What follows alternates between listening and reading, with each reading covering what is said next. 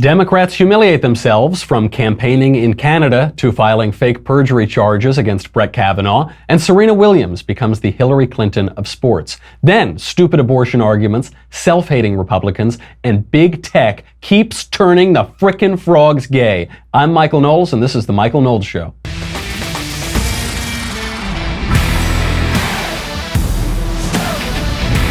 Oh, we have got so much to get to today, but before we do that, I have got to thank our new, or not that new, sort of relatively new sponsor, Purple Mattress. I say this with such excitement because I now have a Purple mattress and it is fantastic. It is so good. It's really saving my marriage too. California King, can't beat that.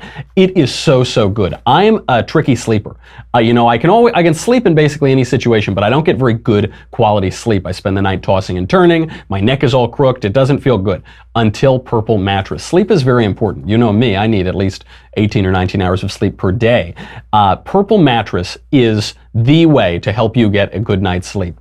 It uses this brand new material that was developed by an actual rocket scientist. And you know, I have simple tastes. I'm easily satisfied by the best. I need my bed created by a rocket scientist. This is so good. It's both firm and soft at the same time. Sleep's very cool, gives you the zero gravity-like feel. You're going to love it. Right now, my listeners get a free purple pillow with the purchase of a mattress. Don't say I never did nothing for you. That's in addition to the great free gifts they get site-wide. Go to purple.com, promo code COFEFE, C-O-V-F-E-F-E, to checkout. Then you will get your free pillow, and you're going to love this mattress. The only way to get the pillow is to use the promo code COFEFE, C-O-V-F-E-F-E, at purple.com, code COFEFE.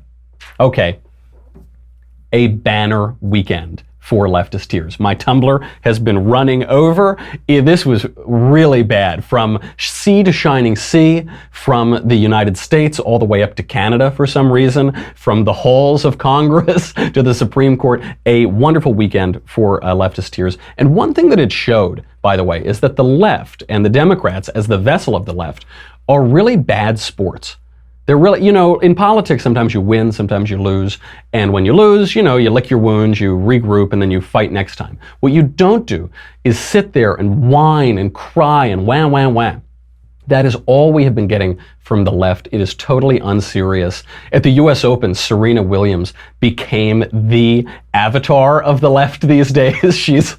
All of the conservatives who watched that saw her and they said, oh my gosh, Serena Williams is Hillary Clinton. Roger Kimball wrote a good piece on it. We'll get to all of that, but we've got to start with David Hogg. He's that young teenage gun grabber enthusiast. Because the question with the Democrats is, are they genuinely ignorant or are they being obtuse? Are they just pretending? Are they just playing some cynical game? So let's give them the benefit of the doubt. Let's start on the generous end of the spectrum, the completely ignorant side of things. And for that, we have to go up to the Toronto Film Festival with Michael Moore and David Hogg. I'd like to give the microphone to them to speak, and if we have time, we'll take a couple questions, but I'd like to start with David Hogg here to say a few words. Thank you. So here Michael Moore made one of the classic blunders. He thought that David Hogg would just say a few words. And David Hogg has never just said a few words in his life, as we're about to find out. But it almost sounds like the beginning of a joke. David Hogg and Michael Moore go to the Toronto Film Festival. This is a hotbed of leftism. It is an avatar. It is a symbol of what the left is doing in American politics. Here are some of the young, benighted Mr. Hogg's arguments. I have a question for you guys. Who's ready to save America?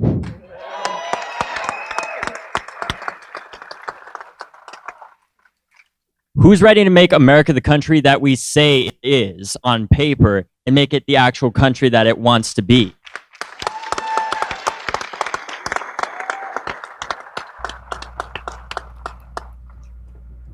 I think it's the most important thing to realize, however, is the problems that we face as a country. Whether it be water in Flint, Michigan, or the amount of mass incarceration of people of color that can't vote. In Florida, the amount of eligible African Americans that would otherwise be eligible to vote that can't because of a previous conviction is 21%. In Kentucky, it's 26%. In Mississippi and Alabama, it's 15 to 16%. These are people of color that have been historically discriminated against and still are to this day and have their voting rights taken away. It's exactly. Turn that shame into your vote. Turn that shame into your vote, except we're in Canada. Except, so here we have now David Hogg and the Democrats promoting election fraud. Right? Like, Canadians, go vote. Wow, they really are trying to steal elections. Now, probably what it is he just forgot he was in Canada. He doesn't know that much about politics. The reason I point out this little segment, though, is I want to point out the racism of this argument. We hear this a lot from Democrats. They say, we lock up all of our criminals. We lock up so many criminals, and by the way, that's why the crime rate has decreased so markedly over the last few decades. But we lock up our criminals, and that is racist somehow. And the premise of that argument is that criminals and black people are the same thing. But they're not the same thing. That's a very offensive thing to say. The Democrats keep saying that. Locking up criminals is not racist. That's just a matter of justice. Black people are not criminals. Those are not synonymous. And when they make that argument, you just think, they are always arguing about white privilege. You think, that is the most blind, tone-deaf, privileged argument I've ever heard. But then he gets to correct the record on Canadians voting. I think Canadians can donate to political campaigns in the United States. They can't? Well, vote here. Because this poor kid, he's saying all of this nonsense. He's spouting all of his ignorance, and then he's turning to Michael Moore and he says, Can they donate to political? No, they can't. When you have to turn to Michael Moore to get your knowledge about the American political system, you are in deep trouble. That is not a good place to be in. So he says, well, vote here. And this is something that the left does all the time. I notice this whenever you argue about one particular issue with the left, they'll say their crazy point, then you'll say your point and you'll shut down their idea, and then they'll just change the topic. And they'll say, well, what about this? You see it with abortion. You say, yeah, abortion is bad and we shouldn't have any abortion and it shouldn't be legal. And they say, yeah, but how much welfare spending should we spend on kids? You say, well, that's a separate topic. I'm not talking about that. You say you're talking about some war or something, in the Iraq war. And they say, yeah, well, how much money should we spend on public schools? So I'm not talking about public schools. I'm talking about the Iraq. They keep moving it because they have to move the goalposts. They don't have any argument on the topic that you're actually talking about. And then there is just the blithe ignorance. And this was the pièce de la résistance. I took the lid off of my tumbler so that I could fill it up from Toronto. Take it away, Mr. Hogg. This question, to the IRS, if you're watching on Facebook, why aren't you auditing the President of the United States who likely got $30 million from Russia via the NRA? There's an active Department of Justice investigation into this that nobody's talking about. Also, we're still at war in Afghanistan. What the hell? Like, I'm 18 years old. That war was started 17 years ago. Think about that. Also, cheese doodles are orange. Also, it's kind of chilly outside now because it's the fall. Also, you're just saying random facts. Also, pepperoni pizza is delicious. He's just sputtering and sputtering.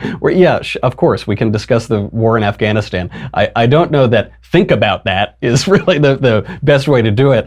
But this point he mentions, which is that the NRA spent $30 million that it got from Russia on the Trump campaign, that is simply not true.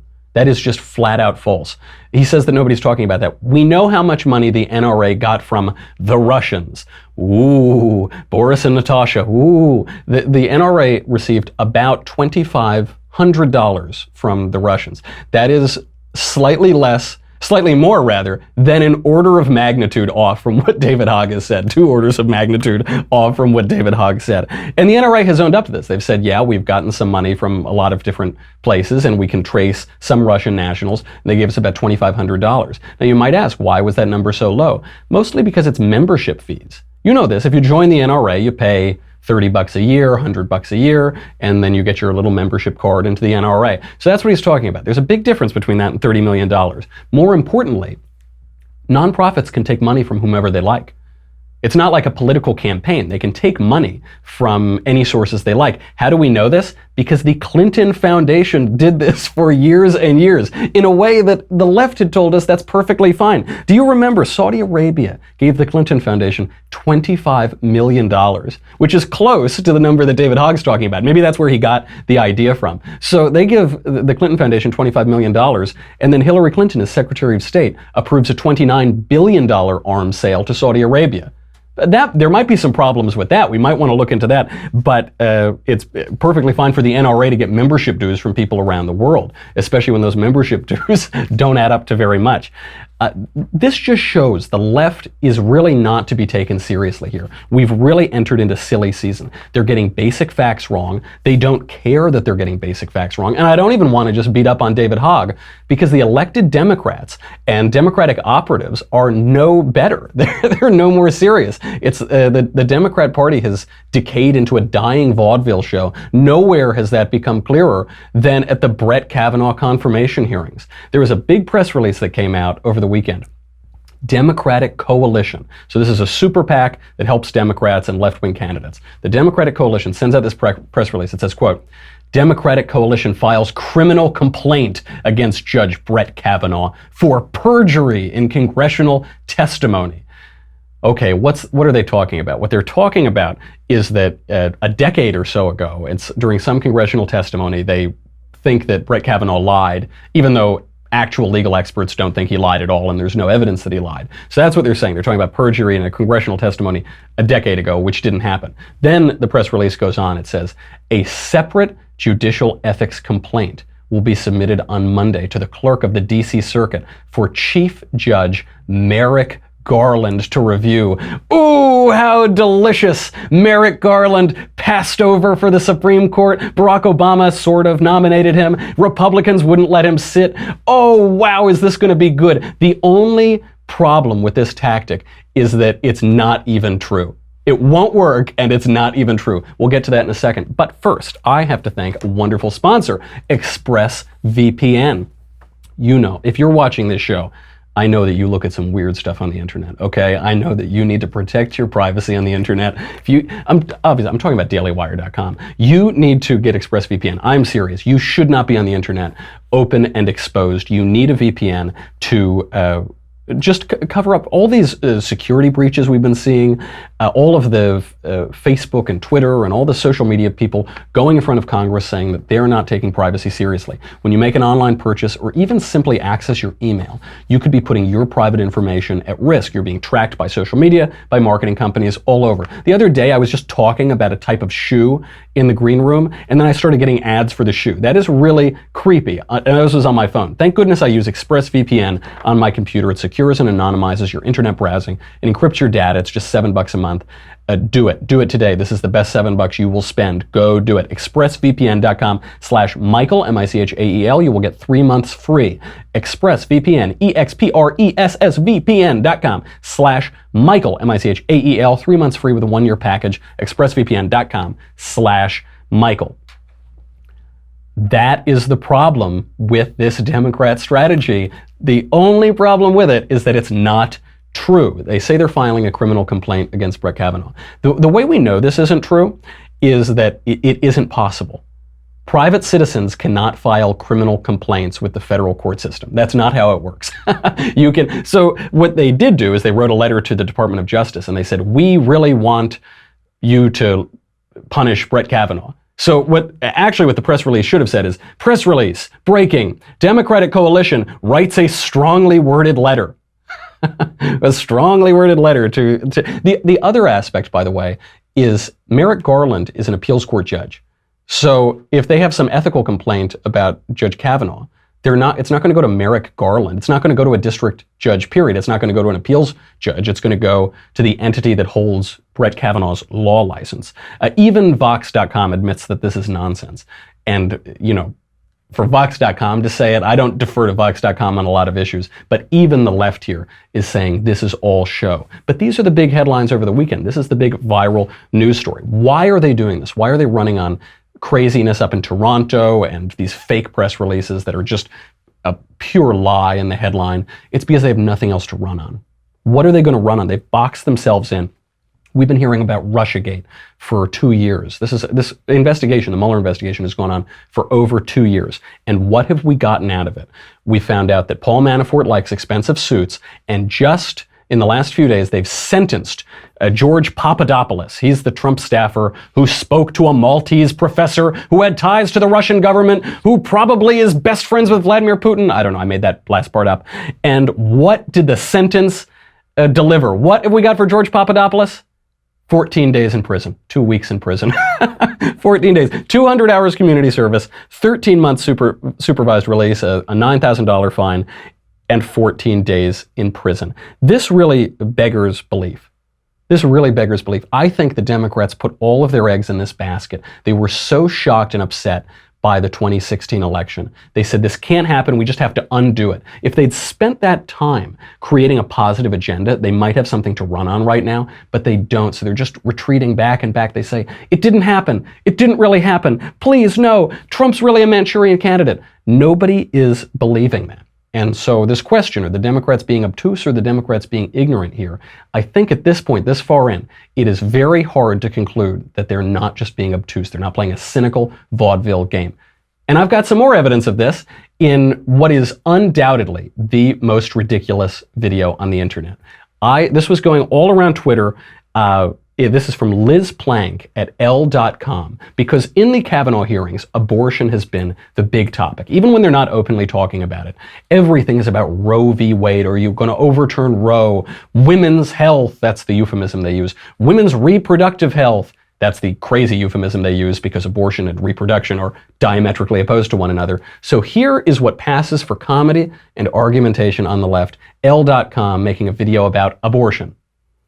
Introducing male masturbation crisis centers. Sometimes self-love happens, and just because you do it alone doesn't mean that you are alone. No, seriously, how did you get in here? Look, Trevor, when you're going 5 against 1, you're not just rubbing one out. In fact, you're rubbing out 70 to 300 million sperm. The actual seeds of life. What? Ugh. Men must respect these potential lives, and that's where we come in.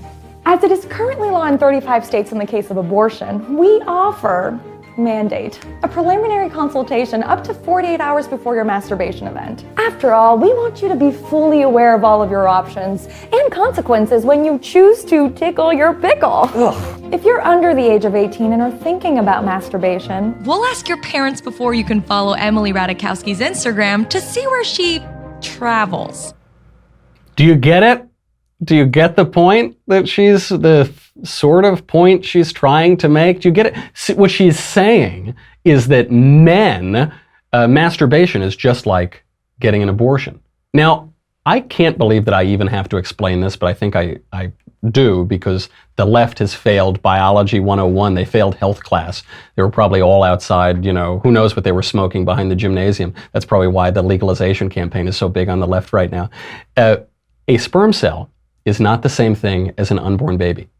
It's not the same thing genetically. It's not the same thing biologically. If you leave them uninterrupted, one of them will just remain a cell. The other one will become a full-grown human person who can make stupid videos like that one. And I wonder if this is because they don't get the argument or they just refuse to engage with it. They never engage with the argument. At these Kavanaugh hearings, Kamala Harris, Cory Booker, they never engaged with real arguments. It was all shows and distractions to the other side.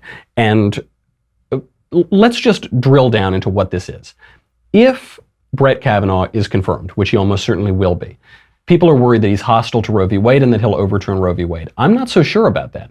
Ben is not so sure about that. Ben thinks that he would not actually overturn Roe v. Wade. They might place some further restrictions on abortion, but that there's enough precedent that Kavanaugh, in his judicial opinion, wouldn't overturn it. Who knows? We'll have to see what happens. What the left is saying is that if Roe v. Wade gets overturned, then we're going to have abortion outlawed across the country. That's not true. What happens if Roe v. Wade is overturned is that the question is returned to the states, and some states will have legal abortion, some states will not have legal abortion. That's our federal system. That's a wonderful thing. What the left is also saying is that the Constitution has a right to abortion enshrined in it. And I have to ask them, I've never gotten a good answer to this, do they really believe that James Madison and Alexander Hamilton sat down, said, okay, we're going to have free speech in there. Yeah, we're going to have a balance of powers, separation of powers. Oh, hey, Alexander, don't forget the right to an abortion. You can't forget the right to an abortion in there. That's what we fought that revolution for, isn't it? Alexander, of course not. Nobody thinks that that is the case. But the left is not playing politics in good faith here.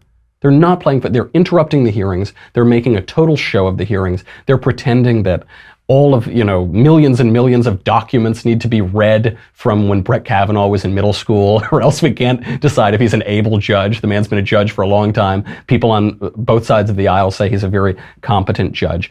They're not playing politics in good faith. They know that they lost. They're still really sore about losing that election. And rather than regrouping or using legal or serious means of trying to counter the current president, they're throwing these hysterics. They're just throwing a total temper tantrum. And this is why total providence, all nature is but art unknown to thee, over the weekend at the US Open, we got to see Serena Williams embody the Democrat Party. I wish she had actually played her game at the Congress. But Serena Williams, if you didn't watch it, the U.S. Open, Naomi Osaka won. She was not expected to win. Serena Williams was expected to win, and Serena Williams lost. Why did Serena Williams lose? Because she got outplayed by Naomi Osaka. That's how sports work. Every conservative, every Republican who was watching this game was watching Serena Williams have this meltdown and just thinking, this looks a lot like national politics over the last 2 years. Someone got outplayed, and then rather than being a good sport about it, they break down and start crying. Roger Kimball wrote up this great piece on it where he kept referring to Serena Clinton and Hillary Williams. So here is the way this first started is that Serena Williams got called for cheating. Not big cheating, not the crazy cheating, but she was getting a sign from her coach and she got called out on it. She didn't think she was going to get caught and she loses it. Here's Serena Williams. Carlos Ramos in the chair. If he gives me a thumbs up, he's telling me to come on. We don't have any code, and I know you don't know that, and I understand why you may have thought that was coaching, but I'm telling you it's not. I don't cheat to win. I'd rather lose. And you know. It was a coaching violation. I guess it was a thumbs up, and Serena's setting him straight. That is not coaching. So not a good way to start. She gets called on this. She immediately goes up, deny, deny, deny. And by the way, her coach later, Patrick Mouratoglou, admitted that he was giving the signal. He did admit it later. So now she looks like she's got a lot of egg on her face. And there are two aspects here. One, Serena Williams' first instinct is deny it, get up in that guy's face, say, no, how dare you call me on that? That wasn't what it was. I'm letting you know that. But then you heard the commentator there. The commentator said, Serena Williams is just setting him straight. So, well, I don't know if she's setting him straight. Did she get the sign or not? She did get the sign. We all saw it. There are cameras all over the place. Did she get the sign or not? Did Hillary Clinton wipe the server or not? Did Hillary Clinton get the money from Saudi Arabia or not? We all saw it. Stop telling us not to believe our lying eyes. But then it gets even worse from there because it starts out now, Serena's getting really agitated, really upset, and then she finally loses her temper publicly.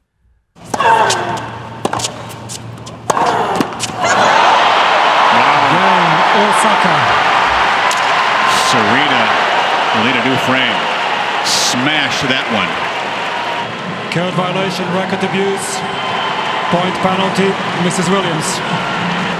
Code violation, private email server, code violation. What do you mean private? So Serena Williams just takes her racket and just smashes it on the ground, which you're not supposed to do for a couple of reasons. One, it's a violation. And two, it's not how a sportsman plays. It's unsportsmanlike. You don't have any sportsmanship when you're doing that because it's not just all about Serena Williams. She doesn't just get to win the game just cause she is who she is. Hillary Clinton doesn't get to become president just cause. Well, it's her turn. It's her. She's waited long enough. It's her turn. It's all about Hillary. There's no one else is even running, are they? It's just Hillary and all of the distractions. And it's that same thing. Hillary Clinton's private email server was discovered. What did she do? She just hurled a bunch of bleach bit on top of it. She just wiped the whole thing. Oh, whoops, sorry. Did you, Senator Clinton, Secretary Clinton, did you wipe your server? What, did I wipe it with a cloth? Just very, very angry. And then finally, worst of all, she just loses her cool at the umpire. I didn't get coaching. I didn't get coaching. You need to make an announcement that I didn't get coaching. I don't cheat. I didn't get coaching. How can you say that? You owe me an apology. You owe me an apology. I have never cheated in my life. I have a daughter and I stand what's right for her and I've never cheated. And you owe me an apology. You will never do it anymore again. When are you going to give me my apology?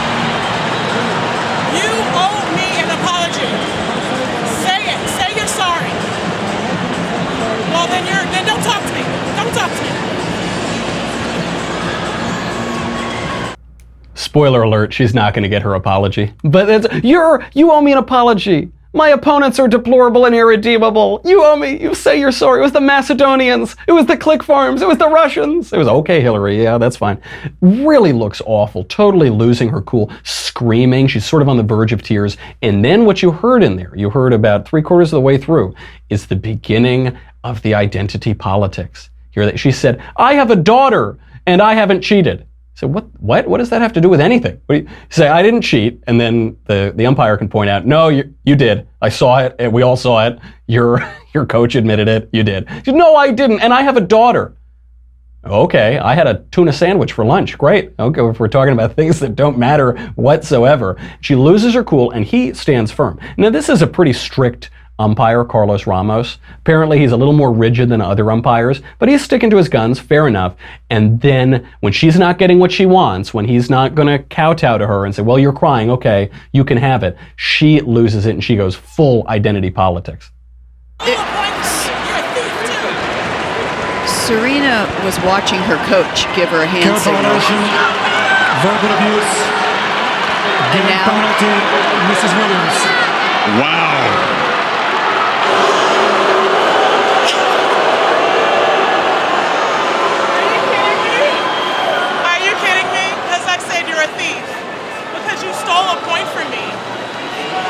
Cheater. Well, why? But I told you to apologize to me. This is out. Excuse me. I need the referee. For all the parents out there, what would you do if your child behaved this way? Because listen to how that argument goes. She said, "You're a thief. You're deplorable and irredeemable." That's what Serena Clinton would have said. She said, "You're a thief," and he said, "Okay, that's a violation. That's verbal abuse. You're not allowed to verbally abuse the umpire." Well, but I did it because you stole a point from me. No, I didn't. You cheated and I saw it, and then I took a point for you well within the rules. Well, but you should apologize. No, I'm not apologizing for anything. Timeout. You go to time. It's too bad they don't have timeout. That's what they should have done. That's what they should have done to Serena. And then we get the final straw. This is the Hillary Clinton What Happened book. This is the post-election What Happened book of the U.S. Open. Take it away, Serena Clinton.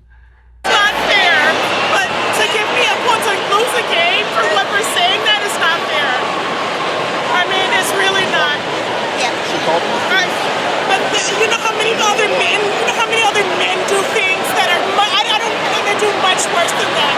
This is not fair. There's a lot of men out here that have said a lot of things, and because they're men, that doesn't happen to them. Okay? Because I'm a woman, you're going to take this away from me? That is not right. You know it, and I know you can't admit it, but I know you know it's not right. This is not fair. I'm going to lose a game just because I lost a game? What? You're telling me that just because I lost that game, I'm going to lose?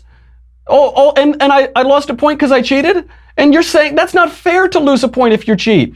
That's not fair. I was supposed to win Wisconsin. I was supposed to win Pennsylvania. That's not fair. That's not fair. And so then, that's not a great argument. I lost and therefore I lost. That's not fair. So then she moves on. She said, so you're going to take this away from me because I'm a woman. No, we're going to take it away from you because you lost. We're actually not taking anything away from you. It wasn't yours to begin with. You lost. It's actually Naomi Osaka's. That's whose it is, because she won and you lost. You're taking it away because I'm a woman. No, the winner's a woman too. Spoiler alert, I hate to break it to you. You can't, if only she had been playing a man, well, if she had been playing a man, it would have been over a lot longer, a lot sooner than that. But it's not fair, it's not fair, it's not fair. This is being a really bad sport. And it's too bad too, because this girl Naomi Osaka did win. Donald Trump did win. Somebody did win the election, but it just becomes all about the loser when you're a really bad sport.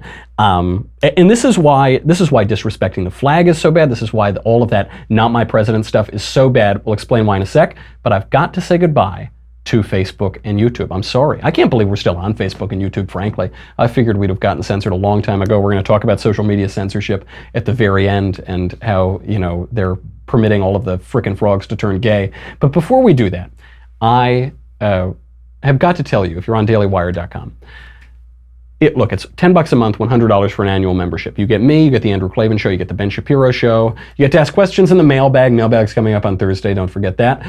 You'll get to ask questions in the conversation. Next one up with the big boss himself, Ben Shapiro.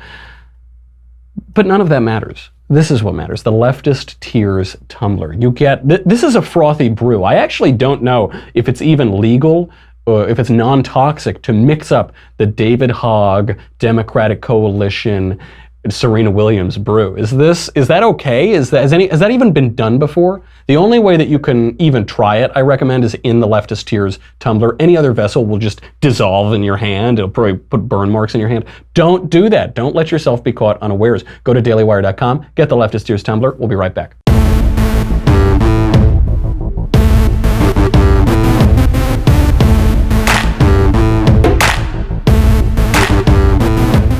This is why all of this not burning the flag, but kneeling in front of the flag, disrespecting the flag, Nike putting Colin Kaepernick on its ads, all of the not my president stuff. This is why it's so offensive. It's so unsportsmanlike. This isn't how we're supposed to behave in a country. Look, people lose elections. The politics swings back and forth and back and forth. Sometimes you're going to lose. Lick your wounds, regroup, go back. And I will say, I don't think there's a moral equivalence here between the left and the right. I think when the right lost, the right regrouped, there was a great movement called the Tea Party movement, which was not about whining and screaming and making up things and saying, it's not fair that I lost. It was about going back to constitutional arguments, going back, it was one of the greatest civics lessons in American history was the Tea Party. They said, no, we need to get back to this. We need to rein in this aspect of government. We need to rein in the regulatory state. We need to up. They had an agenda, and they systematically kept electing people from the local all the way up to the federal level. So they were able to do that in the Tea Party. What is the left doing? They're just whining and screaming and trying to undo the election. I really don't think there's moral equivalence. And if you don't respect the flag, then you're not respecting if you're disrespecting both the game, actually having the national anthem in the sports game and the flag generally as a symbol of the country, you're not playing along with the team. You're going against the core aspect of American identity. And that is really ugly. Nobody wants a country like that. We've got to live with each other. We've got to live with these people. So you've got to kind of get along, and at the end of the game, even if you lose and the other guy wins, instead of throwing your racket on the ground, you've got to go around and say, okay, good game. I'll get you next time, but good game. And it's this aspect of partisanship that had me a little disappointed in Senator Ben Sasse over the weekend. Here is Senator Sasse saying he might leave the GOP. Home state. Senator, thanks so much for joining us. I have to start. Yesterday, you retweeted someone who said that they switched their party registration from Democrat to no party, and you replied by saying you, quote, regularly consider switching from the Republican Party to becoming an independent as well. Why, and what's stopping you from doing so? Yeah, so I'm one of about 8 people in the U.S. Senate who's never been a politician before, and I think I've been saying for 3 years that I conceive of myself as an independent conservative who caucuses with the Republicans, but frankly, neither of these parties have a long-term vision for the future of the country. 10 years from now, where are we going to be in the future of work when young people are disrupted out of jobs 3 times a decade? Future of war and cyber, the collapse of community. There's massive stuff happening in America, and these parties are really pretty content to do 24-hour news cycles screaming at each other. The main thing that the Democrats are for is being anti-Republican and anti-Trump, and the main thing Republicans are for is being anti-Democrat and anti-CNN. And here we go. It seems to me I've heard this song before. You hear this. I also love the idea that Senator Sasse is complaining about politicians going on the 24-hour news cycle while he is on CNN, while he is on the 24-hour news cycle. I like Senator Sasse. I think he's super smart. I think he could be a great help to the conservative movement and to the GOP and to the country broadly. But he's playing this game right now. I call it being a Republican, but not that kind of Republican. It's really, you got to say it really fast to use. You see this a lot with Republicans who want to be liked by CNN and the New York Times. You see it, a lot of college kids are like this. They say, oh, I'm a Republican, but I'm not that kind of Republican. No, I'm not a bad guy. I hope he cuts this out because, first of all, the New York Times is never going to like you. CNN is never going to like you. They're going to use you while you're valuable to them, while you're a good cudgel against other Republicans, and then they're going to totally dismiss you when you pose a threat to Democrats. But also, you need a team. You do need a team. I'm not saying we need super uber partisanship. I'm just pointing out the reality of politics, which is that it is a team sport. And look at the left right now. Is the left getting less partisan? Do you think the Democrats are getting less partisan all of a sudden? That's not what I see in the wacky vaudeville show that's going on in the congressional hearings right now. That's not what I'm seeing all across the country in fundraising. I'm seeing them doubling down. There are candidates for the Democrats running on impeachment. There's supposed to be a legal basis for impeachment. They're throwing that out the window. They're saying it's pure partisanship, it's pure politics. You need a team, and this is not the time to start sniping against your own guys. I think people need to regroup because they're coming after us in a united front, both in the civil society and in the government. And nowhere is that more clear than in social media. So you see this right now on the social media platforms. Uniformly, they are attacking people who eschew left-wing orthodoxy. And I'm choosing my words carefully here. I'm not saying that they're just targeting conservatives, or they're just targeting liberal Republicans, or they're just targeting fiscal conservatives and social liberals. I'm not saying, or they're just targeting wacko people who are out on the fringes. That isn't true. What they're doing is they're coming for every single person who eschews leftist orthodoxy. To draw that distinction home, I will point out that Apple has finally kicked Alex Jones off of its app.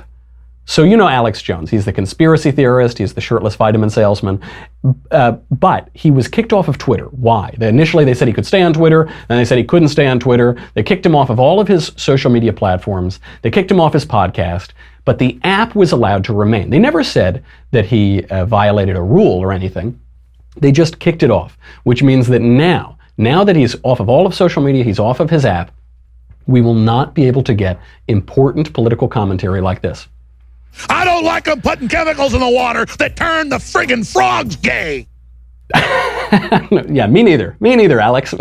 But I point that out because, look, is this the conservative agenda to change the water so that the frickin' frogs stop turning gay? I don't think that's the conservative agenda, but they're going after him too. Why is the left going after him? Why is big tech going after Alex Jones? Because he's the easiest one to get.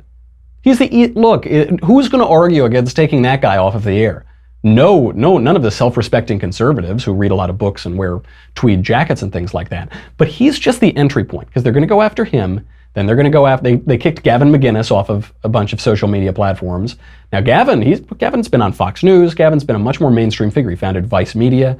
Then they're going to, and then who are they going to go after next? It's all of this line. Eventually, over the weekend, we saw Twitter kick off.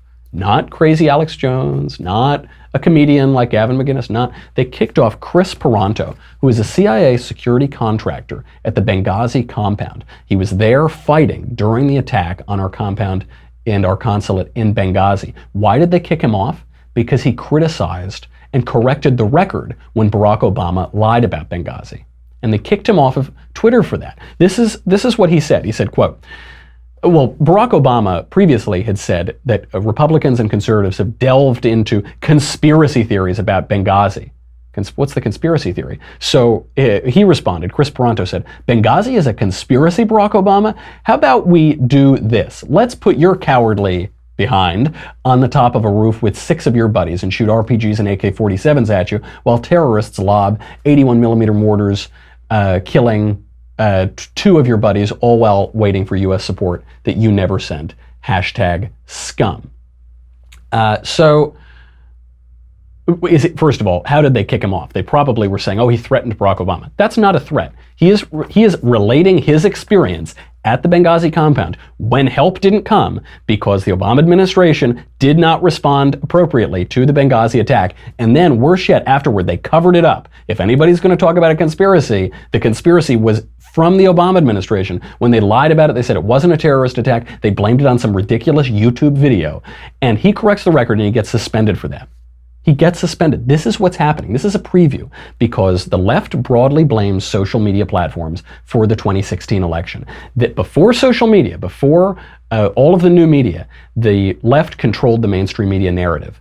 The American voters couldn't get conservative perspectives if they weren't distorted and perverted by the left-wing lens of the mainstream media. With the new media that came out, with the internet, with social media, conservatives could get their point of view across unvarnished. They could control their own message and their own political destiny. And they have never forgiven them for that. They're raking them over the coals. Social media is responding to it. And it's only going to get worse. This is all about the midterms. And if it works in the midterms, they're going to amp it up for 2020. This is not the time for that, I'm a Republican, but not that kind of Republican attitude, for sucking up to the New York Times or CNN. We really should stop it. If the Democrats win the midterms, we get impeachment. If the Democrats win the Senate, we might get a conviction. There's still a lot of things that we need to accomplish, and it's time that we get serious about accomplishing it before the midterms. Okay, now we've got to move on to things I hate and things I like. Why are we doing that? Well, it's because for today and tomorrow, I'm sitting in for Ben's radio show. You know, Ben has a radio show that goes out all across the country. So I'm sitting in for that, and I want to really channel Ben. You know, it's Rosh Hashanah, happy Rosh Hashanah to all of my Jewish friends. And so I really want to channel him. And I don't have the yarmulke, although PragerU did give me one a few years ago, which I refer to as my Prager yarmulke. But I don't have that. I'm not going to really be able to do that. I don't know enough about the history of Rosh Hashanah. So the way I'm going to channel it is I'm going to do things I hate and things I like. I'll do it real quick. Things I hate. Waking up early to do Ben's radio show. I really, you know me. I need to get at least 17 to 19 hours of sleep per night. For Ben's radio show, you got to wake up pretty early. But that's okay, because things I like is doing Ben's radio show. Did we even tell Ben that I'm doing this? I basically just kicked down the door and busted in. And I said, well, we're doing the radio show. So what I need you to do is go over and just send the link to the radio. I think we're on WABC. Send the link to the radio show just all over the place and get those numbers really high. And I want Ben to just have his jaw on the floor, steam coming out of his ears when he comes back from celebrating the holiday. That's my request. Thank you. I'll be back tomorrow too. And make sure you get your mailbag questions in for Thursday, because there is a lot of stuff to cover this week. In the meantime, I'm Michael Knowles. This is The Michael Knowles Show. I will see you tomorrow.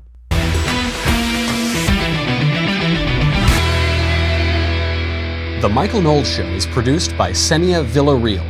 Executive producer, Jeremy Boring. Senior producer, Jonathan Hay. Our supervising producer, Mathis Glover. And our technical producer is Austin Stevens. Edited by Jim Nickel. Audio is mixed by Mike Coromina.